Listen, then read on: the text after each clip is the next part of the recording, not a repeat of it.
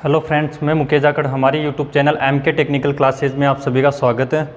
दोस्तों, basic electrical के जो न्यूमेरिकल क्वेश्चन की सीरीज़ अपनी चल रही थी वो आज सीरीज़ नंबर 6 है और जो सीरीज़ नंबर 6 है इसमें आज जो हम करने वाले हैं वो है प्रतिरोधों का श्रेणी, समानांतर और मिश्रित संयोजन। जितना भी होगा उतना आज कर लेंगे कवर इनको। तो सबसे पहले मैं आपको बताता हूँ कि प्रतिरोधों का श्रेणी संयोजन कैसे किया जाता है। तो जैसे मान लो ये प्रतिरोधों का श्रेणी संयोजन का मैं एक एग्जांपल ले लेता हूँ इसका। ये मान लो 3 प्रतिरोध श्रेणी क्रम में जुड़े हुए हैं, तो इनकी परिभाषा आप याद रखने के लिए परिभाषा ये मान लो कि R1 है, ये R2 है और ये R3 है।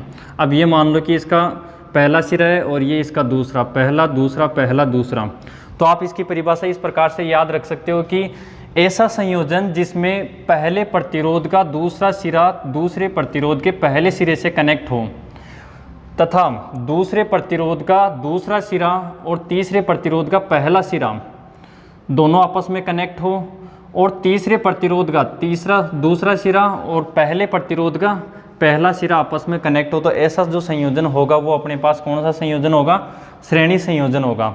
एक तो आप परिभाषा इस प्रकार से याद रख सकते हो। दूसरी परिभाषा आप इस प्रकार से याद रख सकते हो कि जिसमें विद्युत धारा बहने के लिए केवल एक ही रास्ता हो, एक ही पथ हो, एक ही मार्ग हो, उसे कौन सा संयोजन कहते हैं? श्रेणी संयोजन कहते हैं। और श्रेणी संयोजन में जो टोटल RT ज्ञात करने का, यानी कि ये प्रतिरोध लगे हुए हैं, प्रतिरोध का सिंबल है ये, जो श्रेणी क्रम में टोटल प्रतिरोध जो ज्ञात करने का फॉर्मूला होता है अपने पास वो होता है RT बराबर R1 plus R2 plus R3, ऐसे जितने प्रतिरोध लगे हुए हैं डॉट डॉट डॉट RN। तो ये हो गया अपने पास श्रेणी क्रम में प्रतिरोध ज्ञात करने का फॉर्मूला। ये फॉर्मूला इंपॉर्टेंट है, ध्यान रखना है इसका। और इसके अलावा अगर मान लो कि सभी प्रतिरोध समान मान के हैं, सभी प्रतिरोध समान मान के हैं, तो आप दूसरा फॉर्मूला और ज्ञात कर लिख सकते हो। यहाँ पे RT बराबर ही हो जाएगा R इंटू N। यहाँ पे R का मतलब होता है कि प्रतिरोध का मान, कि कितने मान का प्रतिरोध लगा हुआ है और कितने प्रतिरोध उस परिपथ में लगे हुए हैं। तो ये हो जाएगा श्रेणी क्रम में। ये 2 फॉर्मूले हैं, ये बहुत ज़्यादा इंपॉर्टेंट है। अब मैं इसका एग्जाम्पल ले लेता हूँ। मान लो कि जैसे ये 3 प्रतिरोध जुड़े हुए हैं, श्रेणी क्रम में है और इनका जो मान है ये है मान लो 3 ओम, 2 ओम का है, ये 3 ओम का है, ये 5 ओम का है। और यहाँ पे आपको RT पूछ ले या R इक्विवेलेंट पूछ ले, तो इसका जो फॉर्मूला है वो अपने पास क्या है? RT बराबर, अगर असमान मान के हैं तो अपने को ये फॉर्मूला लगाना पड़ेगा। तो ये फॉर्मूला क्या कहता है कि RT बराबर R1, R2 और R3, इनको ऐड कर दो। ठीक है, तो ये कितना हो जाएगा? 3 और 2 5, 5 5 10। तो यहाँ पे RT का मान कितना आ जाएगा? 10 ओम हो जाएगा।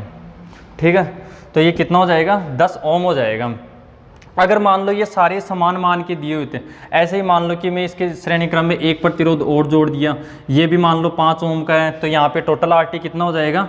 यहाँ पे 15 ओम हो जाएगा। तो श्रेणी क्रम में केवल इनको ऐड करना होता है, आप इनको ऐड कर लो और टोटल RT निकाल दो। ठीक है, ऐसे question UPPCL, Delhi metro, JVNL वगैरह में पूछते रहते हैं, बिल्कुल नॉर्मल क्वेश्चन है। ठीक है, लेकिन बच्चे क्या करते हैं कि न्यूमेरिकल के नाम से ही डरते हैं, बोले कि न्यूमेरिकल में पता नहीं कौन सा फॉर्मूला लगाते हैं, कैसे क्या होता है। तो बिल्कुल नॉर्मल फॉर्मूला है। श्रेणी क्रम है तो केवल विद्युत धारा का जो मार्ग है वो केवल एक है, और जो श्रेणी क्रम है उसमें टोटल RT ज्ञात करने का जो फॉर्मूला है वो अपने पास है R1 plus R2 plus R3। ठीक है, अब मान लो जैसे ये समान मान के हैं, जैसे मैं एक क्वेश्चन दे रहा हूँ आपको। जैसे मान लो कि 2 ओम के कोई प्रतिरोध है, 2 ओम का प्रतिरोध, या फिर ये मान लो कि 100 प्रतिरोध श्रेणी क्रम में लगे हुए हैं। 100 प्रतिरोध किस में लगे हुए हैं? श्रेणी क्रम में जुड़े हुए हैं, श्रेणी क्रम में जुड़े हैं। और प्रत्येक प्रतिरोध 2 ओम का है। ठीक है, और आपको पूछ ले कि टोटल RT ज्ञात करो, कि टोटल प्रतिरोध का मान कितना होगा। अब देखो सभी समान मान के हैं, समान मान के लिए फॉर्मूला ये लगा दो। ठीक है, या तो आप अगर पहला फॉर्मूला लगाओगे तो जैसे ये मान लो कि 2 प्लस 2 प्लस 2 प्लस 2 प्लस 2, ऐसे 100 बार कर लो। ठीक है, या फिर आप डायरेक्ट ही कर दो। R कितने ओम का है? 2 ओम का है। कितने टोटल प्रतिरोध है? 100 टोटल प्रतिरोध है। तो कितना मान आ जाएगा अपने पास? 200 ओम आ जाएगा। जो टोटल RT होगा वो अपने पास कितना आ जाएगा? 200 ओम हो जाएगा। ठीक है दोस्तों, तो टोटल इसका प्रतिरोध कितना हो जाएगा, 200 ओम हो जाएगा। अब ये तो हो गया श्रेणी क्रम का। अब जैसे आपको बोले कि समानांतर क्रम, जैसे अब मैं एग्जांपल ले लेता हूँ समानांतर क्रम का, ठीक है। तो समानांतर के लिए, ठीक है दोस्तों, तो ये अब अगला जो करते हैं अपन क्वेश्चन वो लेते हैं समानांतर क्रम का। समानांतर क्रम, समानांतर क्रम में क्या होता है, जैसे मान लो ये कोई प्रतिरोध जुड़े हुए हैं, ये पहला प्रतिरोध, दूसरा प्रतिरोध और ये तीसरा प्रतिरोध। जैसे इसका नाम दे दिया मैं R1, इसका नाम दे दिया R2, R3। ये है 1 2 पहला सिरा, दूसरा सिरा, पहला सिरा, दूसरा सिरा। अगर कोई ऐसा संयोजन हो अपने पास जिसका पहला सिरा एक जगह जुड़ा हुआ हो और दूसरा सिरा एक जगह जुड़ा हुआ हो, तो ऐसा जो संयोजन होगा वो अपने पास कौन सा संयोजन कहलाएगा, समानांतर संयोजन कहलाएगा, ठीक है। और इसके अलावा आप ऐसे भी याद रख सकते हो कि ऐसा परिपथ जिसमें विद्युत धारा बहने के लिए 2 या 2 से अधिक मार्ग हों। अब जैसे मान लो कि यहाँ से टोटल विद्युत धारा बहेगी, एक मार्ग अपने पास ये हो गया, एक मार्ग अपने पास ये हो गया, दूसरा इधर भी जाएगी करंट और इधर भी जाएगी करंट और इधर से आ जाएगी, ठीक है।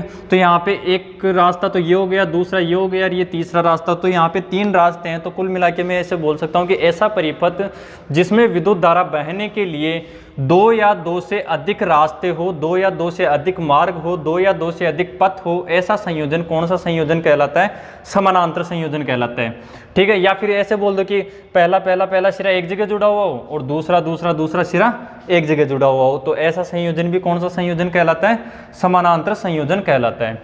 या फिर आप इसको ऐसे भी याद कर सकते हो कि ऐसा संयोजन जिसमें, या फिर ऐसे प्रतिरोध, अपन जैसे मान लो कहीं पे जटिल परिपथ आएंगे तो वहाँ पे कैसे पता लगाएंगे कि पहला सिरा कौन सा है, इसको आप ऐसे भी याद कर सकते हो कि जैसे मान लो कि यहाँ पे मैं सप्लाई दूंगा फेज और न्यूट्रल, ऐसा प्रतिरोध जिसको डायरेक्ट फेज और मतलब ऐसे 2 प्रतिरोध जिनको डायरेक्ट फेज और न्यूट्रल मिल रहा है, तो ऐसा संयोजन कौन सा संयोजन कहलाता है, समानांतर संयोजन कहलाता है। जैसे मान लो कि मैं यहाँ पे श्रेणी क्रम का संयोजन बना दिया, ठीक है, ये श्रेणी क्रम का संयोजन बना दिया और यहाँ पे फेज दिया, यहाँ पे न्यूट्रल दिया, तो यहाँ पे फेज तो आ गया लेकिन इसको डायरेक्ट न्यूट्रल नहीं मिल रहा, डायरेक्ट नहीं मिल रहा क्योंकि बीच में एक प्रतिरोध 2 प्रतिरोध बीच में आ रहे हैं इसके, तो डायरेक्ट इसको न्यूट्रल नहीं मिल रहा, तो ये कौन सा समानांतर संयोजन नहीं हो सकता ये, ठीक है। लेकिन अब यहाँ पे देखते हैं, ये देखो फेज इधर से चला, फेज इसको डायरेक्ट मिल गया, फेज इधर से आया, फेज इसको डायरेक्ट मिल गया, फेज इधर से आया, फेज इसको डायरेक्ट मिल गया।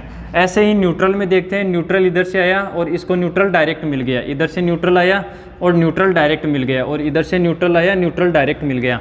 तो ऐसा संयोजन भी कौन सा संयोजन कहलाता है, समानांतर संयोजन कहलाता है। और अपने जो घरेलू वायरिंग होती है वो कौन से क्रम में होती है, समानांतर क्रम में ही होती है, क्योंकि उनको सबको अलग अलग फेज और न्यूट्रल मिलता है, ठीक है दोस्तों। अब देखो ये तो हो गई इसके संयोजन की बात। अब मान लो कि अपने को अपना जो टारगेट है वो तो न्यूमेरिकल क्वेश्चन सोल्व करना है, तो अपने न्यूमेरिकल में परिभाषाएं वगैरह तो आएगी नहीं, तो उसके लिए अब देखो इसमें जो टोटल RT ज्ञात करने का फॉर्मूला है वो फॉर्मूला क्या है, 1/RT बराबर 1/R1 plus 1/R2 plus 1/R3 ... 1/Rn, ठीक है। तो जब अपने पास ये मान लो कि अगर अलग अलग मान के प्रतिरोध दिए हुए हैं, अगर ये तीनों प्रतिरोध असमान मान के हैं या 4-5 जो भी प्रतिरोध है वो सारे असमान मान के हैं, तो उसके लिए अपन फॉर्मूला ये लगा सकते हैं, ये है असमान मान के लिए, असमान मान के लिए, ठीक है। अगर मान लो कि सारे प्रतिरोध समान मान के हो, सारे प्रतिरोध समान मान के हो, तो उसके लिए कौन सा प्रतिरोध, वो कौन सा फॉर्मूला लगाएंगे, उसके लिए लगाएंगे फॉर्मूला RT बराबर R/N, ये फॉर्मूला लग जाएगा R/N, ठीक है। अगर समान मान के हैं प्रतिरोध तो उसके लिए फॉर्मूला ये लग जाएगा। लेकिन अगर ये तो कब की बात है, जब सारे प्रतिरोध समान मान के हो। अगर मान लो कि परिपथ में केवल 2 ही प्रतिरोध हों और वो 2 प्रतिरोध असमान मान के हों, ये तो है समान मान के लिए। अब मान लो कि अपने पास ऐसा संयोजन आ गया जिसमें केवल 2 ही प्रतिरोध जुड़े हुए हैं और वो दोनों असमान मान के हैं, ठीक है। तो उसके लिए 2 प्रतिरोध के लिए आप फॉर्मूला ये बन जाएगा, या फिर आप दूसरा फॉर्मूला और बना सकते हो, वो बन जाएगा अपने पास, यहाँ पे बता देता हूँ, RT बराबर R1 into R2 upon R1 plus R2। ये फॉर्मूला भी बहुत ज़्यादा काम आएगा। देखो निकाल तो आप इससे भी सकते हो, ठीक है, असमान के लिए, लेकिन ये फॉर्मूला क्या है कि अपनी कैलकुलेशन को बहुत ज़्यादा फास्ट करता है, ठीक है। इससे अपनी कैलकुलेशन जो है वो जल्दी हो जाती है। जबकि अपन तो कंपटीशन की तैयारी कर रहे हैं, तो कंपटीशन में अपन को ज़्यादा से ज़्यादा शॉर्ट कैलकुलेशन चाहिए, तो अपन को ये फॉर्मूला काम में लेना है, ठीक है। अब जैसे मान लो कि मैं इनके एग्जाम्पल लेता हूँ। एग्जाम्पल लेने से पहले कुछ बातें और कुछ टर्म्स बता देता हूँ मैं श्रेणी क्रम और समानांतर क्रम के बारे में, ठीक है। तो श्रेणी क्रम और समानांतर क्रम के बारे में कुछ टर्म्स बता देता हूँ आपको। जैसे मान लो कि मैं इनको एक इंडेक्स बना देता हूँ यहाँ पे। इधर तो है श्रेणी क्रम, इधर तो है श्रेणी क्रम, और यह है समानांतर क्रम। श्रेणी क्रम को श्रृंखला संयोजन भी कहते हैं, ठीक है। तो देखो पहला जो टर्म्स है वो क्या है कि श्रेणी क्रम में धारा समान होती है। श्रेणी क्रम में धारा समान होती है, समान होती है, लेकिन समानांतर क्रम में धारा समान, यानी कि यहाँ पे हो जाएगी धारा असमान। यहाँ पे क्या हो जाएगी? धारा असमान, असमान, ठीक है। यहाँ पे हो जाएगी वोल्टेज, श्रेणी क्रम में हो जाएगी वोल्टेज असमान, वोल्टेज असमान, जबकि समानांतर क्रम में हो जाएगी वोल्टेज समान, वोल्टेज समान, ठीक है। और फॉर्मूला में इनका दोनों का लिखवाई दिया, ठीक है। तो ये आपको ध्यान में रखना है। अब मैं इसके समानांतर क्रम के कुछ एग्जाम्पल ले लेता हूँ, ठीक है। एक आप ये भी ध्यान रख सकते हो, जैसे मान लो इसके अलावा श्रेणी क्रम में वोल्टेज समान हो सकती है। ऐसा नहीं है कि श्रेणी क्रम में वोल्टेज असमान ही रहेगी, वोल्टेज समान हो सकती है। सभी प्रतिरोधकों में वोल्टेज समान हो सकती है। जैसे मान लो यहाँ पे मैं दे रहा हूँ 15 वोल्ट, ठीक है। यहाँ पे मैं 15 वोल्ट दे रहा हूँ, और ये 5 ओम का है, ये प्रतिरोध 5 ओम का है, ये प्रतिरोध 5 ओम का है। तो इन सभी में, यानी कि इसमें सभी प्रतिरोधकों का मान में वोल्टेज समान हो सकती है, लेकिन उस समय कंडीशन क्या रहेगी कि सभी प्रतिरोधक समान मान के होने चाहिए, ठीक है। लेकिन ये ऐसा नहीं होगा कि जैसे यहाँ पे 15 वोल्ट है तो इसमें भी 15 वोल्ट रहेगी, इसमें भी 15 वोल्ट रहेगी, इसमें भी, ऐसा नहीं होगा। इसकी जगह क्या होगा, इसके 3 डिवाइड हो जाएंगे। जैसे इसकी जितनी, जैसे मान लो कि इसको 5 वोल्टेज मिलेगी, इसको 5 वोल्टेज मिलेगी, इसको 5 वोल्टेज मिलेगी, तो ऐसे सभी प्रतिरोधकों का की वोल्टेज समान होगी, लेकिन इससे कम होगी। जो यहाँ पे मैं सप्लाई वोल्टेज दे रहा हूँ इससे कम होगी। और ऐसे ही समानांतर क्रम में भी हो सकता है। जैसे मान लो कि समानांतर क्रम में तो वोल्टेज तो जितनी सप्लाई वोल्टेज देंगे उतनी ही सबको समान मिलेगी, ठीक है। लेकिन यहाँ पे मान लो कि जैसे मैं 15 एम्पियर करंट दे रहा हूँ और ये 5 ओम का है, 5 ओम का है, 5 ओम का है, तो यहाँ पे समानांतर क्रम में भी करंट समान हो सकती है, समानांतर क्रम में भी करंट समान हो सकती है, लेकिन उसकी भी एक कंडीशन है कि सभी प्रतिरोधक समान मान के होने चाहिए, ठीक है। सभी प्रतिरोधक समान मान के होने चाहिए, हो सकती है, इसकी कंडीशन है, ठीक है। अब जैसे मैं समानांतर क्रम के एग्जाम्पल ले लेता हूँ। अभी तक समानांतर क्रम के एग्जाम्पल नहीं किया, तो अभी तो मैं बिल्कुल नॉर्मल क्वेश्चन ले रहा हूँ एक बार, बिल्कुल, क्योंकि जीरो से अपन कर रहे हैं और हाई लेवल तक पहुँचाएंगे इस क्वेश्चन को, ठीक है। अब जैसे मान लो कि मेरे पास ये कोई संयोजन है जिसमें सभी प्रतिरोधक असमान मान के हैं। जैसे ये 2 प्रतिरोधक है मान लो, या 3 प्रतिरोधक मान लो, सॉरी 2 ही ले लेते हैं अभी तो, ठीक है। अब जैसे ये मान लो कि 3 ओम का है, ये 10 ओम का ले लेते हैं और ये 2 ओम का ले लेते हैं, या फिर इसको भी इसको ले लेते हैं, 5 ओम का ले लेते हैं, ठीक है। तो इसका जो टोटल आरटी गया, अब देखो 2 प्रतिरोधक हैं, ये अपन को ध्यान में रखना है कि इस सर्किट में केवल 2 ही प्रतिरोधक हैं और दोनों ही असमान मान के हैं। 2 प्रतिरोधक है लेकिन दोनों ही असमान मान के हैं। तो आपको कैलकुलेशन जल्दी करने के लिए आप इसको इस प्रकार से ज्ञात कर सकते हो कि RT बराबर R1 into R2 upon R1 plus R2, ठीक है। तो ये हो जाएगा RT बराबर 10 इंटू 5 अपॉन 10 और 5 यानी कि 10 प्लस 5, ठीक है। तो RT बराबर ये हो जाएगा 10 इंटू 5 बटा 15, ठीक है। इससे ये कट जाएगा 5 3 बार, ठीक है, और 10 में 3 का भाग देंगे तो RT कितना आ जाएगा 3.33 ओम, ये हो जाएगा टोटल RT, ठीक है। एक तो आप इस प्रकार से कर सकते हो, ये कैलकुलेशन जल्दी करने का तरीका है, ठीक है। आप दूसरे तरीके से भी कर सकते हो, जैसे 1/RT बराबर 1/R1 प्लस 1/R2, ठीक है। 1/RT बराबर ये हो जाएगा, जैसे 1/R1 कितना दे रखा है, ये मान लो कि R1 है और ये R2 है, ठीक है। तो R1 हो जाएगा अपने पास 10 और R2 हो जाएगा 5, ठीक है। तो 1/RT बराबर, अब देखो यहाँ पे दोनों का LCM लेना पड़ेगा, यहाँ पे दोनों का LCM लेना पड़ेगा। तो 10 और 5 का LCM कैसे लेते हैं, तो LCM गुणनखंड विधि से ले सकते हैं। जैसे ये 10 है, ये 5 है, तो यहाँ पे 2 का भाग देंगे तो ये 5 और यहाँ पे 5, ठीक है। फिर 5 का देंगे तो 1 1, तो 5 दूनी 10, यानी कि 2 × 5, तो ये हो जाएगा 10। तो यहाँ पे 10 क्या आ गया, LCM आ गया, ठीक है। ये तो आप उसमें मैथ में वृक्ष ITI में एक सब्जेक्ट चलती है वर्कशॉप कैलकुलेशन साइंस मैथ, तो उसमें सिखा देते हैं, ठीक है। तो जब मैं 10 का भाग 10 में दूँ तो ये हो जाएगा 10 से कम 10, यानी कि यहाँ पे 1 हो जाएगा, और यहाँ पे 5 कम 5, 5 दूनी 10, 2 बार गया, 2 को 1 से मल्टीप्लाई किया तो कितना आ जाएगा 2, ठीक है। तो ये हो जाएगा 1/RT बराबर 1 और 2 कितना हो गया 3/10। अब देखो यहाँ पे बच्चे गलती कर देते हैं, यहाँ पे डायरेक्ट 10 का भाग इसमें दे देते हैं, इसमें दे देते हैं, लेकिन अपन को ऐसा नहीं करना है।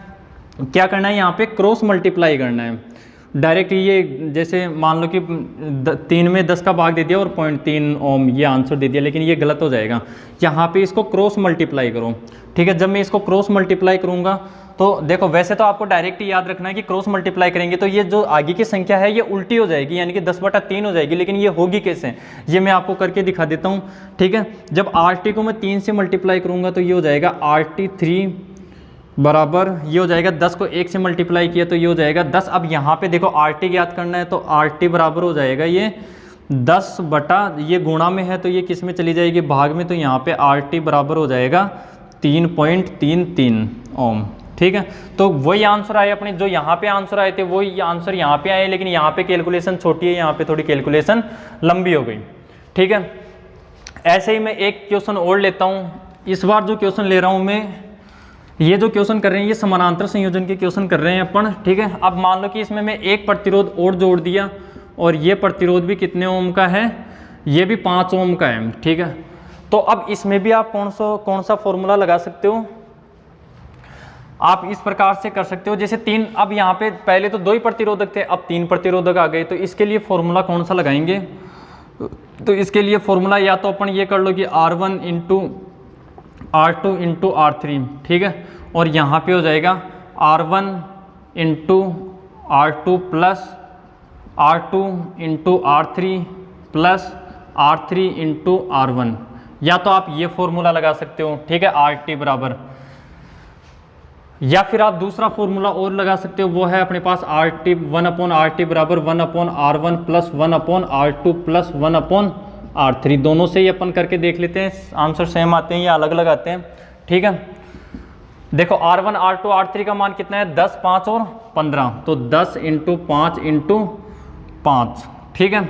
अब देखो यहाँ पे मैं इसमें प्रत्येक का मान नहीं रखूँगा, डायरेक्ट मैं सोल्व करूँगा। जैसे R1 दे रखा है अपने पास 10 और R2 कितना दे रखा है 5। 10 और 5 को मैं मल्टीप्लाई करूँगा, 10 और 5 को जब मैं मल्टीप्लाई करूँगा तो ये कितना आ जाएगा, यहाँ पे कर देता हूँ मैं 10 × 5, तो ये कितना हो जाएगा 50। तो मैं यहाँ पे डायरेक्ट मान लिख देता हूँ 50 प्लस, ठीक है, R2 और R3 कितना हो जाएगा, 5 और 5 कितना हो जाएगा, यानी कि 5 × 5, तो ये हो जाएगा 25। तो यहाँ पे मैं लिख दिया 25, ठीक है। अब देखो R3 और R1, तो यहाँ पे हो जाएगा 5 × 10, तो ये कितना हो जाएगा, ये हो जाएगा प्लस 50, ठीक है।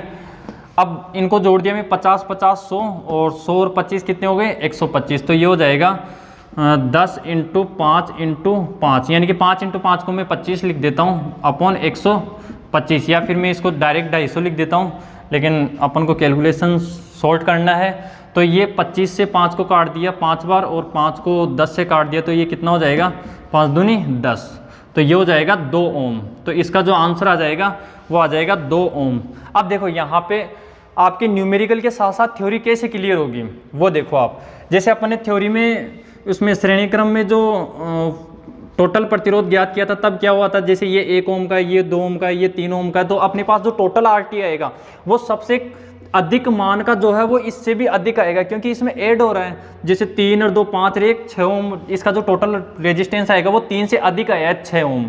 ठीक है, अगर मान लो कि ये 0.1 और 0.2 ओम का भी होता तो भी 0.1 और 0.2 कितना हो जाएगा 0.3, तो इसका जो टोटल RT आता वो आता 3.3 ओम। तो श्रेणी क्रम में सबसे अधिक मान का जो प्रतिरोध है उससे भी अधिक मान यहाँ पे अपन को आंसर प्राप्त होता है। लेकिन समानांतर क्रम में क्या होता है, समानांतर क्रम में जो सबसे कम मान का प्रतिरोध है उससे भी कम आंसर आते हैं। जैसे सबसे कम मान का प्रतिरोध 5 ओम है तो 5 ओम से भी कम आंसर आए हैं अपने 2 ओम। ठीक है, तो ये भी आपको ध्यान रखना है। श्रेणी और समानांतर में ऐसे डायरेक्ट क्वेश्चन पूछ लेते हैं ऑब्जेक्टिव में कि जैसे श्रेणी क्रम में अधिक मान का इससे भी अधिक प्रतिरोध होते हैं या कम प्रतिरोध का मान होता है तो कितना होता है, तो श्रेणी क्रम में क्या होता है कि जो सबसे अधिक मान का है उससे भी अधिक ओम आंसर आएंगे, लेकिन समानांतर क्रम में जो सबसे कम है उससे भी कम आएगा आंसर। ठीक है दोस्तों, तो ये हो गए अपने श्रेणी समानांतर के नॉर्मल क्वेश्चन। ठीक है, अब इसमें एक मिश्रित संयोजन और आता है।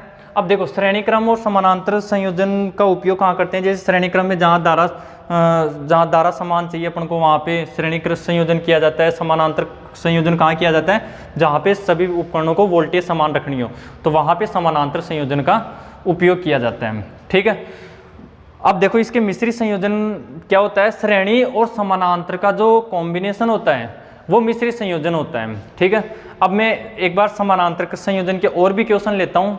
ठीक है, अब जैसे मैं नॉर्मल 2-3 थोड़े हार्ड क्वेश्चन ले लेता हूँ।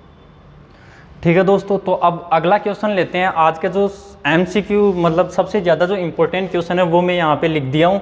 ये क्वेश्चन बहुत ज़्यादा इंपॉर्टेंट है और एग्जाम में ऐसे ही क्वेश्चन आते हैं। ठीक है, जैसे अपने पास एक क्वेश्चन है 10 ओम, 15 ओम और 25 ओम की 3 रेजिस्टेंस सीरीज में जुड़ी हुई है और इनके सिरों पर 250 वोल्ट का पोटेंशियल डिफरेंस है, तो ज्ञात करूँ सर्किट की कुल रेजिस्टेंस, सर्किट की कुल करंट और प्रत्येक रेजिस्टेंस की वोल्टेज ड्रॉप। तो दोस्तों ऐसे क्वेश्चन करने से पहले आपको इनके डायग्राम बनाने आने चाहिए। जैसे यहाँ पे ये बोल रहा है कि सीरीज में जुड़ी हुई है, तो आपको श्रेणी क्रम में कितनी रेजिस्टेंस जुड़ी हुई है, श्रेणी क्रम में 3 रेजिस्टेंस जुड़ी हुई है, तो तीनों रेजिस्टेंस को श्रेणी क्रम में जोड़ देते हैं। जैसे 1 रेजिस्टेंस, 2 रेजिस्टेंस और ये 3 रेजिस्टेंस, इन तीनों को मैं श्रेणी क्रम में जोड़ दिया। ठीक है, अब ये बोल रहे हैं कि एक तो है 10 ओम का, एक है 15 ओम का, एक है 25 ओम का। जैसे मैं यहाँ पे लिख दिया, इसको 10 ओम का लिख दिया, इसको 15 ओम का लिख दिया और इसको 25 ओम का लिख दिया। ठीक है, ये 3 प्रतिरोधक हो गए, ये हो गया R1, ये हो गया R2 और ये हो गया R3।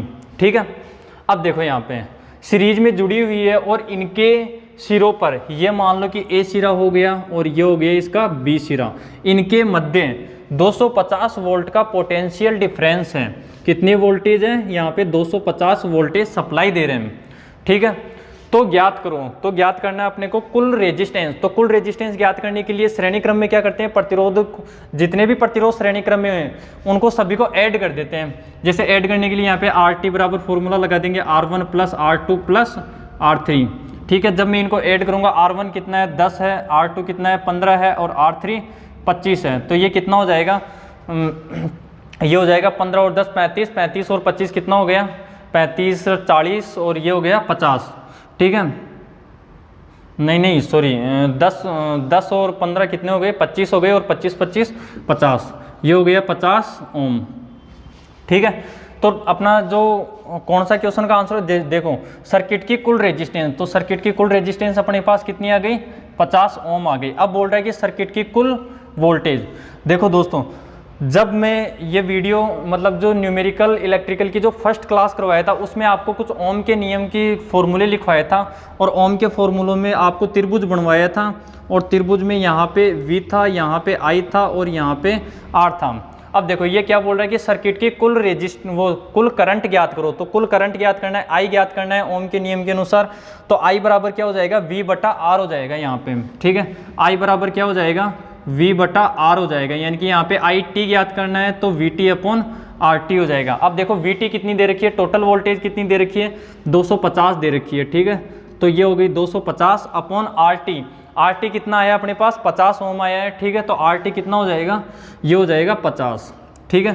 तो यहाँ पे IT कितना हो जाएगा अपने पास, ये हो जाएगा 0 से 0 और ये कट गया तो कितना बार गया, 5 बार। तो यहाँ पे जो टोटल करंट आएगी वो अपने पास कितनी आई है, 5 एम्पियर, ठीक है। जो इस ये देखो सर्किट की कुल करंट कितनी आ गई अपने पास, यहाँ पे आ गई 5 एम्पियर, ठीक है। अब देखो श्रेणी क्रम में धारा समान होती है, ठीक है। तो यहाँ से 5 एम्पियर करंट निकली, इस प्रतिरोध में से भी 5 एम्पियर जाएगी, इसमें से भी 5 एम्पियर जाएगी और इसमें से भी 5 एम्पियर करंट जाएगी, ठीक है। तो अब इनकी जो करंट है वो ज्ञात कर लेते हैं कि इसकी जो वोल्टेज है, अब सभी में करंट तो समान है लेकिन वोल्टेज सबकी अलग अलग होगी, ठीक है। तो या तो आप वोल्टेज ज्ञात करने की भी देखो अपने पास 2 तरीके हैं, ठीक है। मतलब इन क्वेश्चनों को कोई से भी तरीके से कर सकते हैं अपन, जितने ज़्यादा तरीके आते हैं उतना ही अपन को फ़ायदा है, क्योंकि कैलकुलेशन में भी आसानी होगी और अपना नॉलेज भी बढ़ेगा, ठीक है। तो इसके सबसे पहले तो मैं आपको जो नॉर्मल तरीका है वो बता देता हूँ, ठीक है, जिससे सभी क्वेश्चन को सोल्व करते हैं, ठीक है। जैसे मेरे को इसकी वोल्टेज ड्रॉप ज्ञात करनी है, ठीक है। इसकी वोल्टेज ज्ञात करनी है तो V बराबर क्या होता है, I इंटू R होता है, ठीक है। सर्किट में करंट समान है, ये भी 5 एम्पियर ड्रॉप करेगा, ये भी 5 एम्पियर ड्रॉप करेगा, ये भी 5 एम्पियर, यानी कि सभी में से समान करंट बहेगी 5 एम्पियर, ठीक है। अब इसकी वोल्टेज ज्ञात करनी है, जैसे R1 की वोल्टेज ज्ञात करनी है तो R1 की यहाँ पे मैं लिख देता हूँ, R1 की वोल्टेज ज्ञात करनी है, ठीक है। यहाँ पे वोल्टेज ज्ञात करनी है R1 की, तो V बराबर क्या होगा, I इंटू R, ठीक है। तो I1 इंटू R1, तो I1 कितनी है, इसमें से 5 एम्पियर करंट फ्लो होगी, अपॉन इंटू R1 कितना है, ये 10 ओम का है, ठीक है। तो यहाँ पे VR1 यानी कि जो पहला प्रतिरोध है उसकी जो वोल्टेज ड्रॉप होगी वो कितनी होगी, 50 वोल्टेज ये ड्रॉप करेगा, ठीक है। ऐसे ही दूसरे की निकाल लेंगे, दूसरे की V बराबर क्या हो जाएगा, ये I इंटू R हो जाएगा, यानी कि यहाँ पे VR2 हो जाएगा I2 इंटू R2, ठीक है। तो I2 सेम रहेगी, करंट कितनी 5 एम्पियर इंटू R2 कितना है 15 है, ठीक है। तो ये कितना हो जाएगा 75 वोल्ट, ठीक है। तो ये आ गया 75 वोल्ट। ऐसे ही तीसरा निकाल लेंगे, तीसरा क्या आ जाएगा, VR3 बराबर I3 इंटू R3, ठीक है, I3 इंटू R3। तो यहाँ पे I3 सेम रहेगी, 5 एम्पियर करंट फ्लो होगी सर्किट में से, और R3 यानी कि जो प्रतिरोध तीसरा है इसका जो वोल्टेज जो प्रतिरोध का मान है वो कितना है 25 है, ठीक है। तो ये 25 हो गया, तो इसकी वोल्टेज ड्रॉप कितनी हो जाएगी, ये हो जाएगी 125। अब देखो अपना आंसर सही है या गलत है इसका भी अपन कर सकते हैं। जैसे टोटल वोल्टेज दी हुई है अपने पास, तो इन सब का जो योग होगा वो इसके बराबर होना चाहिए, यानी कि ये अपने पास किरचॉफ का ये मान लो कि दूसरा नियम भी यही कहता है कि यहाँ पे जितनी वोल्टेज दे रहे हैं वो इन सभी इस सर्किट में जितने भी घटक लगे हुए हैं इनकी वोल्टेज ड्रॉप के योग के बराबर होना चाहिए सप्लाई वोल्टेज, ठीक है। अब देखो इनको जोड़ लेते हैं, देखें, ठीक है। 125 और यानी कि ये हो जाएगा, मैं इनको ऐड कर लेता हूँ एक बार, 125 प्लस 75 प्लस 50, तो ये कितना आ जाएगा, इनको ऐड किया तो वापस कितना आ जाएगा 250 आ जाएगा, ठीक है। तो आप एक तो इस तरीके से कर सकते हो, ठीक है। और अपने पास एक दूसरा तरीका और है, और वो तरीका कौन सा है, वोल्टेज डिवीजन, या फिर उसको बाद में करेंगे अपन, ठीक है। वो भी काफ़ी अच्छा तरीका है, उसको अपन एक अलग ही वीडियो बनाएंगे, उसका करंट डिवीजन रूल और वोल्टेज डिवीजन रूल, ठीक है। अब जैसे मैं अगला क्वेश्चन लेता हूँ, ठीक है दोस्तों, अगला क्वेश्चन ले रहा हूँ मैं, क्वेश्चन नंबर 2, ठीक है दोस्तों। तो अगला क्वेश्चन अपना ये है कि एक लैंप है जो 110 वोल्ट पर 17.5 एम्पियर की करंट लेता है, यदि इसे 250 वोल्ट पर कार्य करना हो तो इसके संतोषजनक कार्य के लिए सीरीज में जुड़ने वाली रेजिस्टेंस का मान ज्ञात करो, ठीक है। तो ऐसा क्वेश्चन जब भी करें अपन तो इससे पहले इसका डायग्राम, सबसे पहले ये देखो कि इसका डायग्राम कैसे बनेगा, ठीक है। तो इसमें देखो कि एक लैंप है, ठीक है। जैसे मैं यहाँ पे ये एक लैंप का डायग्राम बना दिया, ये एक लैंप है, ठीक है। और इस लैंप को 110 वोल्टेज में दे रहा हूँ, ये जो लैंप है इसकी जो क्षमता है वो कितनी है 110 वोल्टेज है, ठीक है।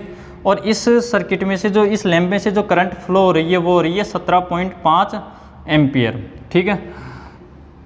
ये और यहाँ पे जो वोल्टेज दूंगा मैं वो कितनी दूंगा, 250 वोल्टेज दूंगा। अब देखो यहाँ पे अगर मैं 250 वोल्टेज इस लैंप को दूंगा तो ये लैंप क्या हो जाएगा, फ्यूज हो जाएगा, ठीक है, बढ़ जाएगा।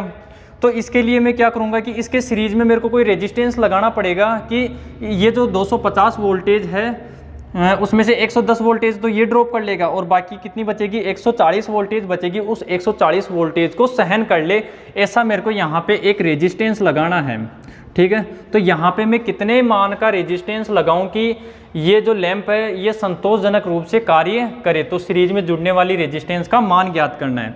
तो ये सीरीज में मैं इसके एक कोई रेजिस्टेंस जोड़ दिया, तो ये रेजिस्टेंस में कितने मान का जोड़ूं कि ये लैंप फ्यूज ना हो, ठीक है। तो अब देखो अगर इस लैंप टोटल वोल्टेज कितनी मिल रही है, 250 वोल्टेज मिल रही है, 110 वोल्टेज इसको मिल गई तो प्रतिरोध को कितनी वोल्टेज मिलेगी, प्रतिरोध को मिलेगी 140 वोल्टेज। क्योंकि श्रेणी क्रम में क्या सिस्टम होता है, अभी मैंने आपको बताया था कि यहाँ पे जितने भी घटक लगे हुए होंगे उन सभी की वोल्टेज का योग इस वोल्टेज के बराबर होना चाहिए, ठीक है। तो 140 और 110 कितना हो जाएगा, 250 वोल्टेज हो जाएगा, ठीक है। अब देखो श्रेणी क्रम है तो श्रेणी क्रम में क्या होगी, करंट समान होगी। अगर इसमें से 17.5 एम्पियर करंट फ्लो हो रही है तो इसमें से भी 17.5 एम्पियर करंट ही फ्लो होगी, ठीक है। अब देखो इसका अपन को रेजिस्टेंस ज्ञात करना है कि ये कितने मान का है। तो इसमें अपने को वोल्टेज भी दे रखी है और करंट भी दे रखी है। तो R बराबर क्या होता है, V/I। तो V कितना होगा, 140 वोल्टेज और I कितना हो जाएगा अपने पास 17.5 हो जाएगा, ठीक है।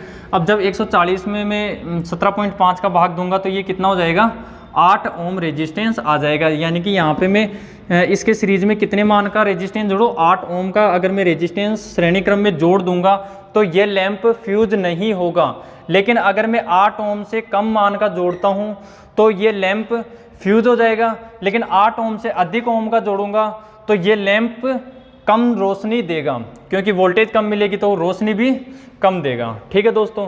तो आज के लिए इतना ही बहुत है, फिर ज़्यादा लंबा वीडियो हो जाएगा, ठीक है। और दोस्तों मैं आप सभी से क्षमा चाहता हूँ कि बीच में 4-5 दिन में वीडियो नहीं डाल पाया, तो मेरे कुछ मतलब फ़ोन वोन फूट गया था, उस वजह से मैं वीडियो अपलोड नहीं कर पाया। तो कोई दिक्कत नहीं है, फ़ोन अब सही हो गया है तो अब आपको वीडियो कंटिन्यू मिलेगी, ठीक है। और अगर ये वीडियो आपको पसंद आया हो, बहुत ही वैसे तो काफ़ी अच्छे क्वेश्चन करवाया हूँ, और अगले वीडियो में भी इससे और भी शानदार वीडियो करवाऊंगा आपको समानांतर और मिश्रित संयोजन के। क्योंकि श्रेणी क्रम में तो जोड़ आना चाहिए, आपको एडिशन आना चाहिए, सभी को जोड़ देंगे श्रेणी क्रम में लगे हुए हैं तो। लेकिन इंपॉर्टेंट कौन सा है अपने कंपटीशन के हिसाब से, समानांतर क्रम और मिश्रित संयोजन। तो अगले वीडियो में ऐसे ही क्वेश्चन करेंगे दोस्तों। अगर ये आपको ये वीडियो अच्छा लगा हो तो लाइक कीजिएगा, और जिन्होंने अभी तक चैनल को सब्सक्राइब नहीं किया है तो वो प्लीज़ सब्सक्राइब कर लीजिएगा, और जिनको वीडियो अच्छा लगा हो तो वो लाइक कर दीजिएगा, ठीक है दोस्तों। धन्यवाद।